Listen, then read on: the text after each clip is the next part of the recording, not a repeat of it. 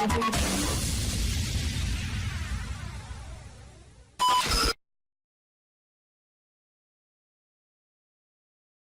to the AME television show. I'm your host, Jason Dowd, and as you can tell, we are not on our normal set, and that's because we are on set now doing a taping for the Reading Adventures, which is all about ghost stories. We love ghost stories, and what better place to do it than at a haunted mausoleum. So, that's why we're not here, but we'll be at the studio next week. But before we get into anything, check us out on our website, www.theamemagazine.com. That is the AME experience. It's our radio show, our television show, and our magazine all in one spot. We have absolutely no fees. It's 100% free. Go check it out when you get a chance. Also, Facebook is facebook.com/the AME experience, and Twitter is at Dowd Studios. Now for our first guest that we have coming up, we have Denise Overton, and she is with the Bod Fitness Center in Tampa. We all have that thing where we just want to get fit, we want to stay healthy, and we want to eat healthy, but it never happens. And that's because of the fact that we always make up excuses. So she's going to be showing us not only her gym, and if you want to join a gym, what you can expect, but some of the things that you can do around your house that are very productive with your fitness goals. I did it, believe it or not, and it cost maybe, $15 or less to get the equipment for. You can get it at your hardware store.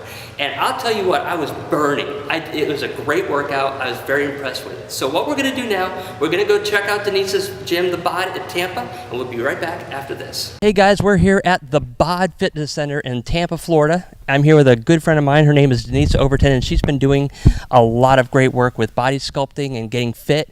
And there's a lot of things that we seem to deal with out there that we forget, and that's we make excuses for getting out and getting ourselves fit and healthy and stuff. And so we're going to talk to you about how to debunk some of these myths. Sounds good. Welcome to the show. Thank you. So let's talk about, first of all, how'd you get into doing fitness, body sculpting, and everything else?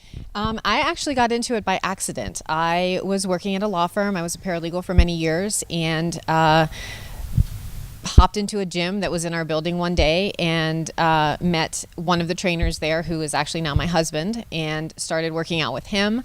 At the time, I was going through some emotional problems. I was depressed. I wasn't happy with my life, and fitness became my outlet to be in my own reality.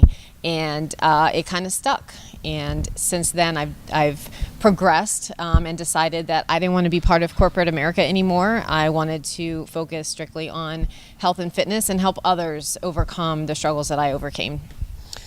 You made a very valid point, and I forgot about this. And that's sometimes when people are depressed, sometimes going out and working out can be a big beneficial fix for it without heavy-duty medications. What causes that? The release of endorphins actually is the biggest thing that helps with that, because endorphins just naturally make you happy. When you've killed your workout, you just feel great when you leave wherever you're at, whether you're home, whether you're at a gym, you just feel amazing afterwards. So that natural release of endorphins is what it boosts your mood. So let's kind of go through a little process here. Let's just say I want to start getting myself in shape. I want to go to a gym. What are some of the things that you got to look at for a gym that will make it beneficial for me? So first you want to just walk in and see how you feel. It's kind of a feeling. You've got to have some type of connection with the gym. You've got to like the way it looks. Is it clean? Does it have the equipment that you want? Meet some of the trainers, try some of their classes or their workouts, and see what works best for you. If there's not a connection there, you're not going to want to work out. You want to look forward to your next workout with whatever trainer you're working with. So go in and try a couple, talk to a couple, and see what works best for you. Also, when we go out and buy a car, we ask a bunch of different questions because we want to make sure that car is right for us. Mm-hmm. Same thing should be for a trainer. How do we sit there and find the right trainer that will help us, understand us, and benefit us the most? A lot of it is just talking to that trainer, asking them what type of people they have helped in the past. You can sit there and look at them and see, do they live the lifestyle or are they just talking? I personally would not feel comfortable working with somebody who didn't look like they were at least somewhat fit. They don't have to be sculpted and defined and huge, but there has to be some type of balance there. And you want to be able to have a connection with them. If you can't sit and have a conversation with them, you don't feel comfortable sharing your some of your darkest secrets that has prevented you from being healthy and fit in the past, then that's probably not going to be the right trainer for you. And that's okay with us. We want to be able to help you and work with you, so we've got to have that connection as well.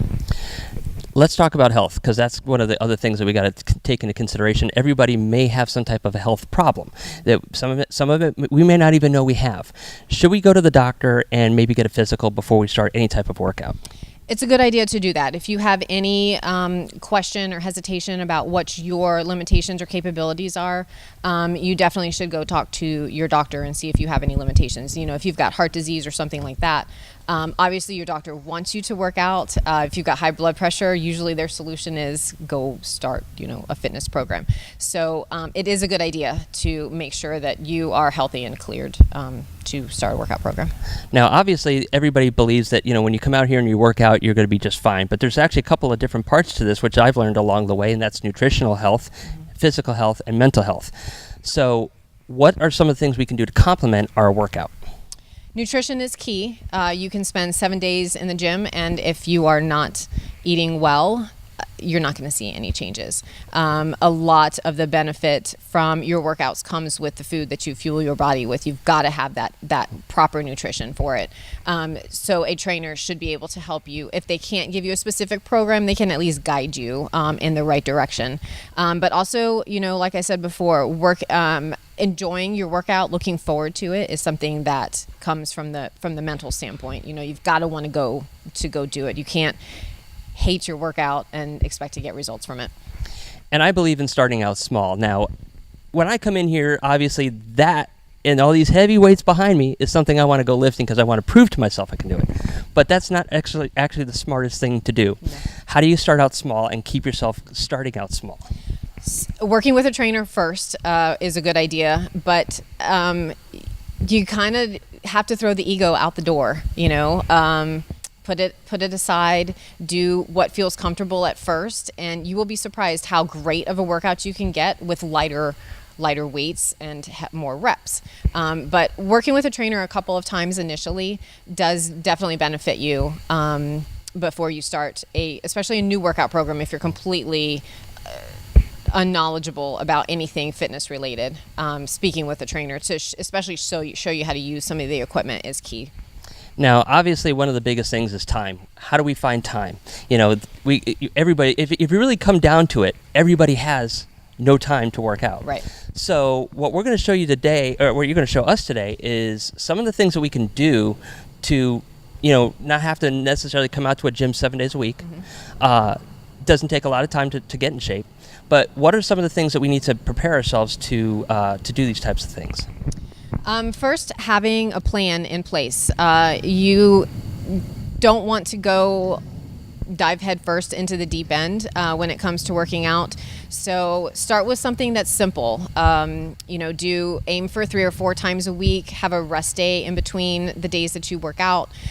Split up your muscle groups. The workout that I'm going to show you today will actually be a total body workout, and it won't take you long. One set through will take you a few minutes, and you just repeat it a few times. It can be done at home with no equipment, but keep it simple. Keep it something that you can commit to. You don't want to, the whole thinking more is better doesn't really work with fitness because you can't stick to it. If you're not already in the fitness field, you don't already have a routine, it's hard to, spend an hour in the gym, even 5 days a week to get some results. So 3 or 4 days a week, 30, 45 minutes at most is actually a really good start for somebody. Now, obviously, after doing this for 6, 8 weeks, maybe even longer, a couple months, everybody hits that plateau where you just don't see any more results. Are you still getting results, or do we need to change up something? How do we make sure that we get to where we want to be? You always want to keep your workouts. You always want to change your workouts. Keep modifying what you're doing. If you can do 10 push-ups one day, make it harder, and they get too easy, make it a little bit harder.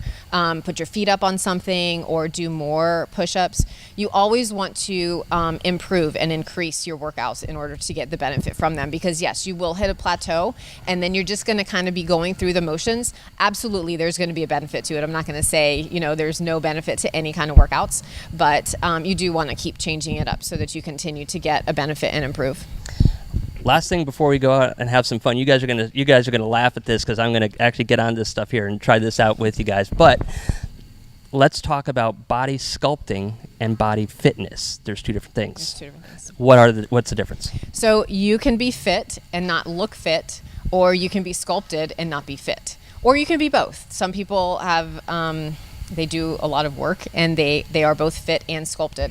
It just depends on your goals. Everybody is a little bit different. Some people don't necessarily care what they look like, but they want to be fit. They want to be able to, do an hour and a half workout or run a marathon. And those people are pretty fit, but they may not look like they are. The people who do the body sculpting, those are going to be the bodybuilders, the fitness models. They do a lot of weight training, and that's what their goal is. So everybody's a little bit different. You just have to find out what your goal is. There's not one right way or wrong way. It's going to be completely somebody's preference. Any kind of exercise is better than no exercise, whether you're doing endurance or weight training. Now, you have a very special little plan that you have coming out here for people to sign up for it and maybe try. Tell us a little bit about that. Yes. So anybody who texts the words "Be Bold" is actually going to be one word, but it's BEBOLD to 95577.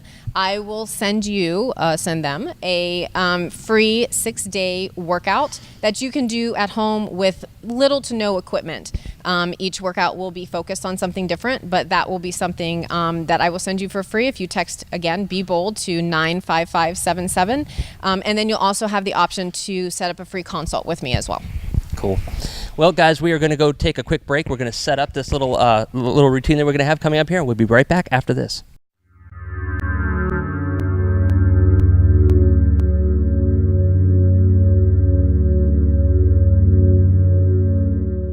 The AM/FM 24/7 Roku channel broadcasts all of our shows on demand. To ensure reliability, we store and stream our content on the same servers as Netflix and Amazon. Our Roku channel is free to use, and anyone owning one of the more than 10 million Roku devices can watch our channel at no cost whatsoever. If you have a television show or are thinking about producing a show, you can be a part of AM/FM 24/7's Roku channel. Watch our great shows on your Roku device. It's free and more reliable than cable TV. Okay, we are back, guys, and we're going to be doing this routine that we have over here. You see these handy-dandy little things that we have on our feet. This is going to be a lot of fun, and hopefully I'm flexible enough to do this. But anyways, what type of exercise are we going to do? Okay, so first we're going to start with lunges. Let me tell you what these are. These are furniture sliders. So you can go to Home Depot and find these for like 10 or 15 bucks. If you don't have these or you don't want to go buy them, find some paper plates and a piece of carpet at home, and that's all you need. Okay, so lunges are going to be first.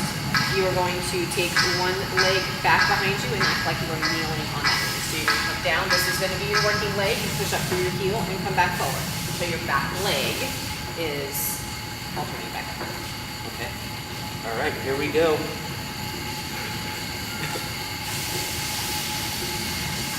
Same leg. We're going to do 10 on this side.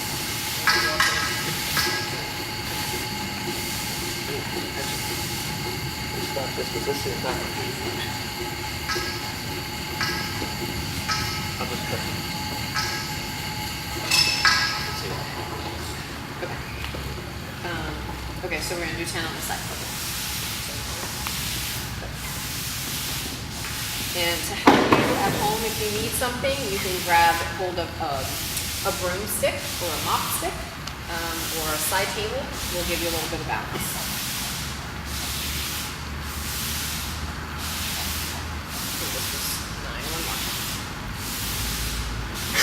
Okay, so now you would do 10 on the other leg. You gotta do 10 on the other leg. Okay, so from the front, this is what this looks like. Ready?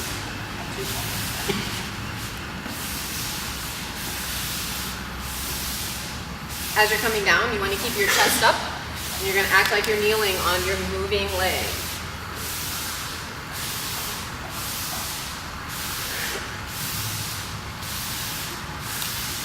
And as you can see from what Jason's wearing, you can do this in any kind of clothes. Yeah, I think that was 10. Okay. All right, so the next one we are going to, do you want to use that? Yeah. Okay. All right, so the next one we're going to do some push-ups. So we'll give our legs a break and push up on the floor. So, okay, so come down on your knees. You're just going to put one hand on the slider. Okay, so you are going to act like you're pushing, doing a push-up, but one hand is your slider to come out. Ready? So come all the way down, you're going to lay on the floor. Come back up, stay on your knees. Okay, all the way down. And then come back up.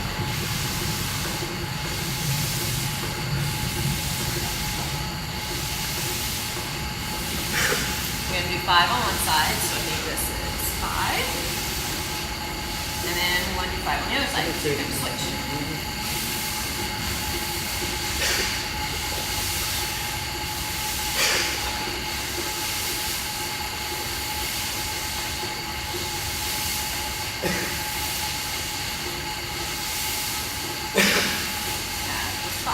To make it a little bit harder, if you are more advanced, you can come up on your feet and do the same motion. Okay?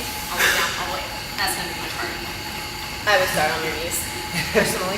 Yeah. Okay. Good. So what are we doing next? Okay, next one we're going to do side lunges. It's a little bit of a squat, a little bit of a lunge. You can actually take one foot off of the slider. All right, so you're going to squat down on one leg, and the other leg is going to stay straight and come out to the side. You want to keep your hip, your knee, and your ankle all lined up when you're squatting. This is going to have the bulk of the weight. Okay, you're going to do 10. Okay, ready? Down. Up.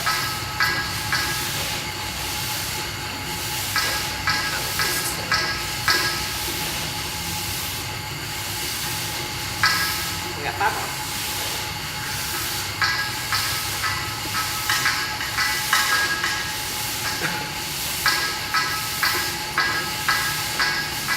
That was 10. Okay, now we have to do the other side. I got it in and out. Okay, ready? This one. Yeah, this one. Okay, so when you're doing this at home, you can go as fast or as slow as you need to. Take a break when you need to, rest when you need to. There's no waste. So just do it. Yeah. Okay, next one we're going to do, again, we're going to come down on our hands. Okay. These are called mountain climbers. Normally you will see people just doing them on the floor, but we're going to make them a little more fun and do them on sliders. So you're going to come down to a plank position, and you're going to slide your feet forward, keeping, like you're taking your knees to your elbows. You're going to alternate sides. Okay. You're going to do 20 of them. Ready? 1, 2, 3, 4, 7, 8.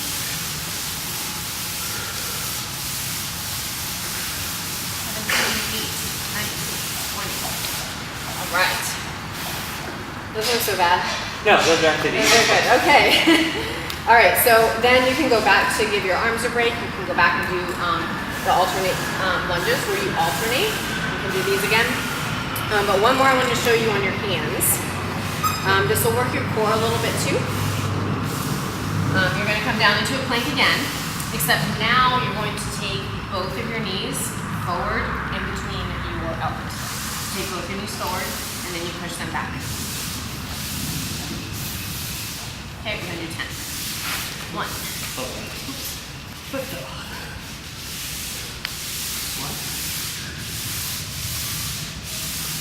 And you want to keep your booty as low as you can. Keep your chest up. Look a few inches in front of your hands. One more. Awesome. Okay, to modify this, if you need to at home, come down on one knee, still keep your hands planted on the floor. And you're just gonna move one leg forward, but crunch that one side, okay? So you'll still get the benefit of it. Do 10 on one side. Okay. I think that'll do it. Well, I got to work a lot of out. breath, right? A little bit Yeah. sweaty. I'm a little sweaty. Well, thank you so much for showing us this. A lot of fun. No excuses, guys. Get out there and get yourself worked out. Absolutely. Thank you for having me. I appreciate it, Jason.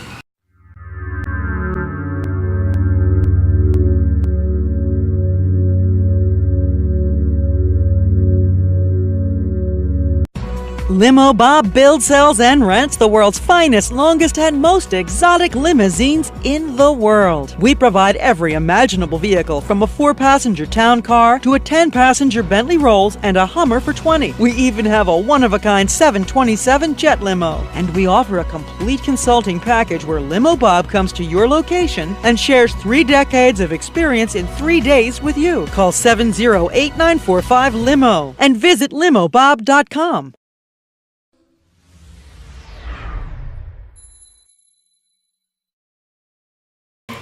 All right, our next guest is Vic Ferrari, and yes, that is like the car. He was a former NYPD cop, and believe it or not, he's seen a few things in his lifetime, and probably some of the things I don't really want to see either. But he wrote a book called Dickheads and Debauchery, and it's about different things that people do that should have gotten them killed.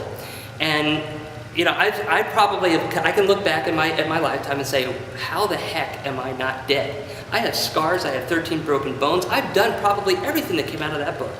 And I'm still alive, luckily for me, and luckily for everybody out there. This would be a really weird type of commentary if I was dead. But we're going to be going to Palm Harbor to talk to Vic Ferrari about his book. He's going to share some of his cool stories that he had and talk about his new upcoming book about his NYPD experiences. So let's go to Palm Harbor now, and we'll talk with Vic Ferrari, and we'll be right back after this. Hey guys, I'm here with Vic Ferrari, and as you know, we did a radio interview with him about his book, Dickheads and Debauchery, and it's been a lot of fun. It's a really interesting book, and I want to bring it to you face-to-face. You get to meet the author, and welcome to the show.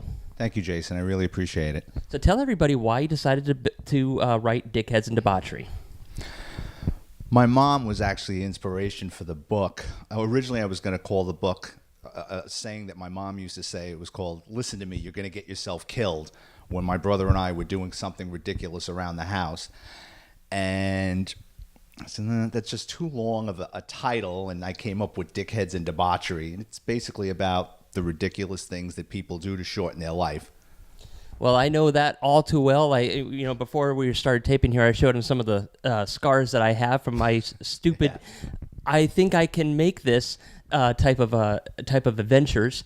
We all think we can make something. You know, it's like, man, I think my one of the craziest things I've ever done was I was on a skateboard, and you're from New York, so yes. You know that New England has a lot of hills. It's not flat. No, it's not flat. So I lived on a hill, and I just got done watching one of those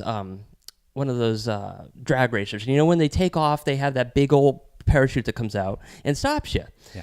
I'm like, you know what? I got a skateboard. Let's try this out. So I got on the back of my skateboard, laid down like a luge, went down the hill, opened up the umbrella, and it stopped me. And I mean, I hit a dead stop, and I flipped down the hill. Right? Okay, I did this. This really works. So let's see what it's going to be like jumping off my 2-story roof. It didn't work there. Did you really do that? Yes, I did. So, but I was like 6, 7, 8, something like that. I was really young. And, my mom can probably tell me a lot of stories about what was going on in these books. What's some of the things that you guys did when you were growing up that made your parents go, "Oh, dear God, I'm surprised he's alive"? I never had the nerve of my younger brother, who I think you would have gotten along with. We were talking about earlier about my brother always being in an emergency room. And, oh, God, him and his friend one time had a contest at a local school who could jump down the most steps. And I was playing basketball, and I was coming back and forth, and I heard, well, I did 10, well, I did 11. My brother won the contest and broke his leg. So I think it was about the 12th or 13th step. He jumped, broke, and he went home and kept complaining about it until my parents finally took him to the hospital. I guess he's got a high threshold of pain.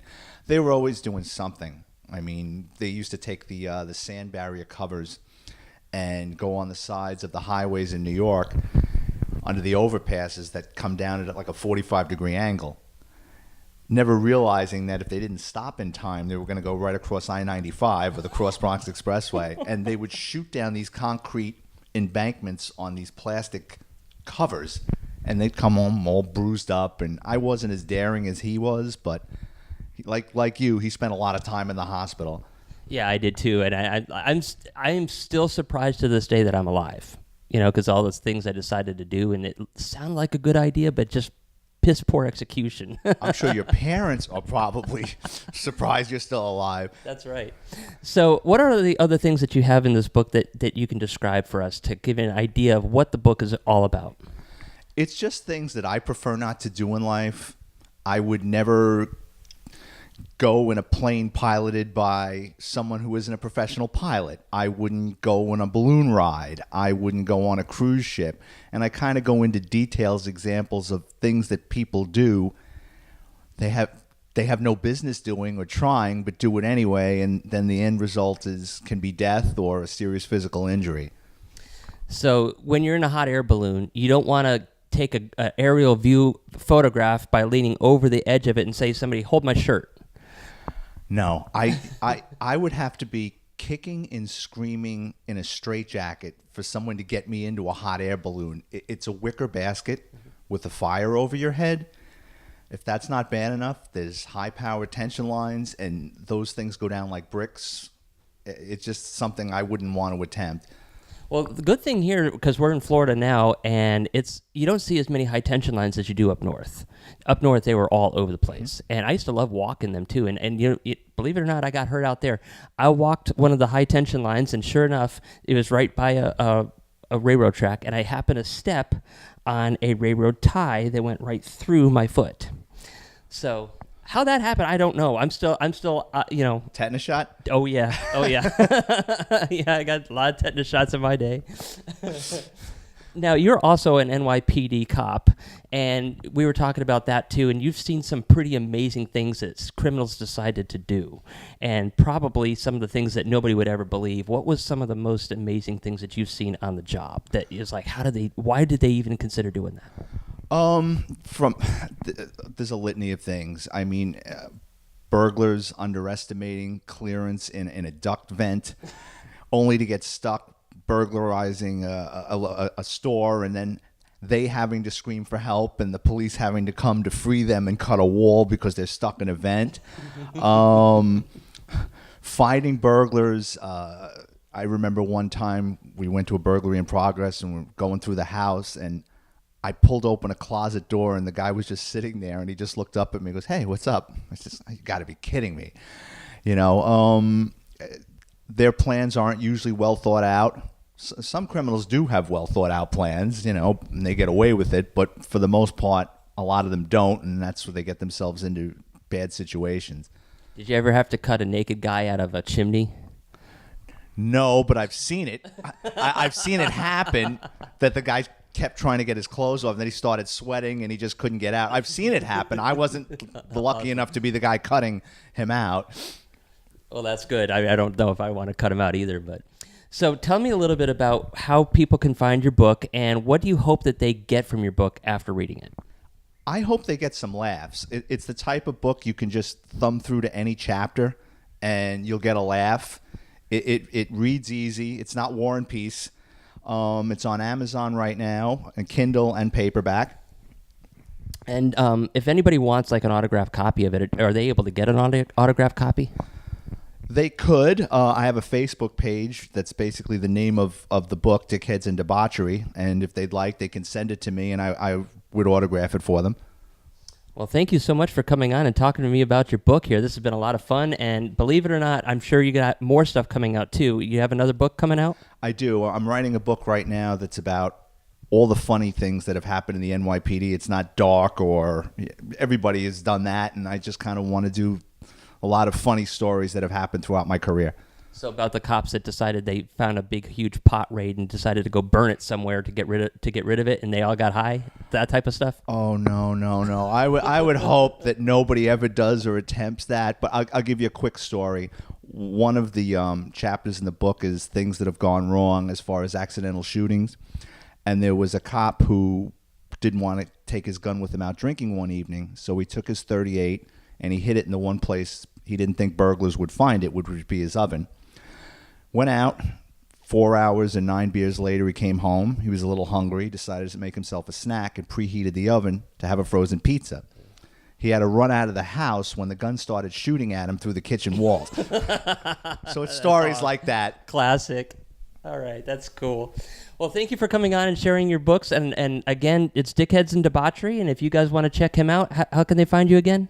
It's on Amazon, Kindle, and Amazon Prime. All right. Well, thank you so much. Thank you very much, Jason. I really appreciate it. All right, guys, we are back and we are about ready to close out the show. We have so much more coming up for you over the next couple weeks. We are going to go to see the skunk rescue. Now, you didn't maybe realize that skunks could be some pretty cool pets, but they are. We're going to bring you up close and personal with them, and a place where you can get a skunk if you happen to want to adopt one and bring one into your home. We are also going to be doing an investigation right here at this mausoleum. We're going to be giving you the story about the hauntings that go on here with a ghost hunting expert, Kim Reedman. So we got so much more coming up. Don't go anywhere. We'll see you guys next week, same time, same channel. And again, if you want to check us out, it's www.theame magazine. Till then, keep those creative juices flowing. We'll see you next week. Like, OMG, you were on TV and junk.